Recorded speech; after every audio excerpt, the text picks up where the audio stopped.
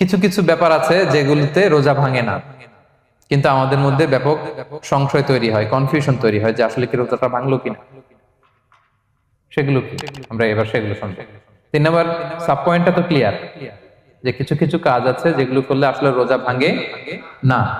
Things or actions that don't invalidate the fast, এটা আপনার রোজা ভাঙবে না। সেগুলো কি? এক নম্বর হচ্ছে ভুল করে যদি কেউ খায়, যেটা আমাদের আগের পয়েন্টে আমি ক্লিয়ার করে দিয়েছি, অথবা জোর করে যদি কাউকে খাওয়ানো হয়, তার রোজা ভাঙবে না, এটা আপনারা ইতিমধ্যে জেনেছেন। একটা হাদিস শুনে সহিহ বুখারী, রাসূল সাল্লাল্লাহু আলাইহি ওয়াসাল্লাম বলেছেন, মান নাসিয়া ওয়া হুয়া সাইম ফাআকালা আও শারিবা, রোজা অবস্থায় কেউ যদি ভুল করে খেয়ে ফেলে, ফালিউতিম্মা সাওমা, সেজন্য তার রোজা পূর্ণ করে, তার রোজা ভেঙে গেছে মনে করে সেজন্য খাওয়া শুরু না করে, সেজন্য রোজা পূর্ণ করে। কারণ ফাইন্নামা আতআমাহুল্লাহু ওয়া সাফা, কারণ আল্লাহই তাকে খাইয়েছে, আল্লাহই তাকে পান করিয়েছে। কিন্তু ভুল করে খেয়ে ফেলছেন, এটা তো আপনার হাতে ছিল না। তাহলে ভুল করে খেলে তার রোজা ভাঙবে না, কাজা কাফারা কিছুই লাগবে না, just you continue your Siam.